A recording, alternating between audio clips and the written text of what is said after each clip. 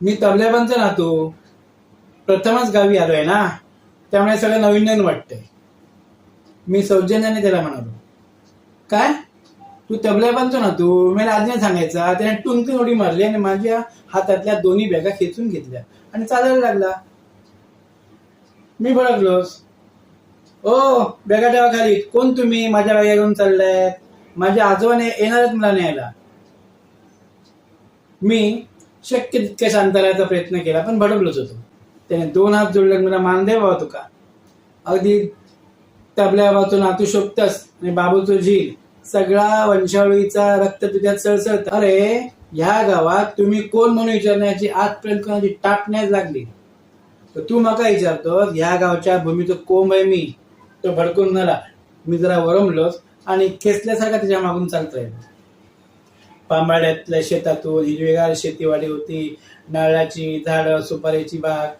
वाट काढत काढत चाललो बांधावरून आणि नदी लागली. खाली नदी होते. घळणीतून मी खाली उतरलो, नदी पार केली. डोपावर पाणी होतं, तिथे तरी उतार होता. मटकीला चलो, मटकीलातून पुढे गेलो आणि घाटी चढायला लागलो. याचा पट्टा आपला चालूच होता. मग तो आबानी माका सांगितलं नाही नातू येत्या म्हणून, नदी घेऊन येलं असतंय ना. घाटी चढता चढता पांदीतूनच आमचं घर दिसायला लागलं. जरा जवळ गेल्यावर पांदीतून त्याने कुकारा दिला. ओ आबानू, कोण दिला बघा तरी.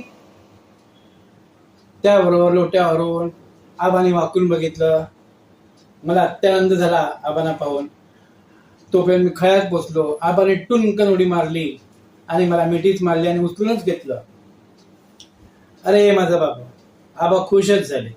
त्याबरोबर हा मात्र हसायला लागला. बॅगा तिथेच टाकल्या आणि हसतोय हा हा हा करून. आबा भडकले. माझो नातू इलो हा म्हणून मी खुश उचलून घेतलं. तुका असं काय झालं रे जळक्या भासक्या? तेव्हा मला कळलं, त्या माणसाचा जळक्या भासक्या होता.